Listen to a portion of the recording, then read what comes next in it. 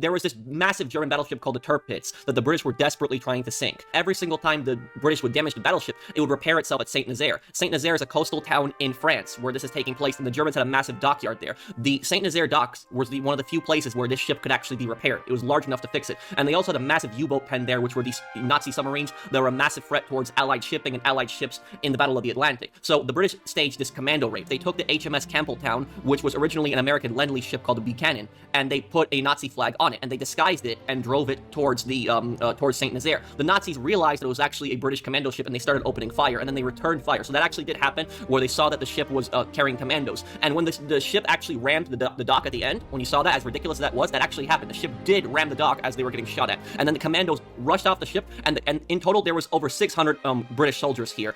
There was 346 Royal Navy, 265 commandos, and these guys, they did massive damage, blowing up fuel depots, warehouses, sunk 2 tugboats. They destroyed 2 bombers that were also in the area. They destroyed electrical grids, so they did massive damage to this dockyard. And what ended up happening is, out of the 600 men that were here, 169 were killed, 215 were captured, and 228 escaped. The ones that escaped mostly escaped by motorboat, but the reason that so many were captured was because a lot of their escape boats had been destroyed. The commandos that were part of this operation almost all volunteered because they knew that this was a one-way trip. But here's the crazy thing.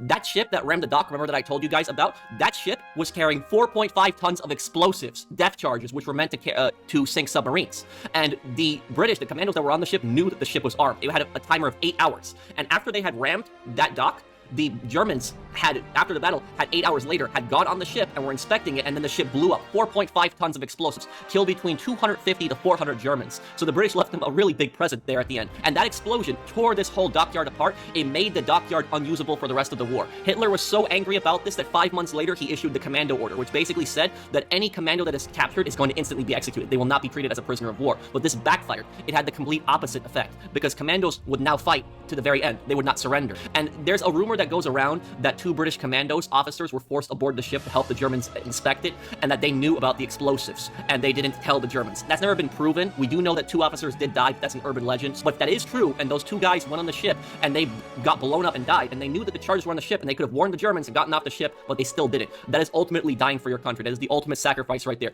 Literally sacrificing yourself because you know this is going to do so much damage to the enemy, and not telling them that. But that is the best and greatest Special Forces operation in history. If you are British, you can definitely be proud of this. This is the largest and best Special Forces operation in your country's history.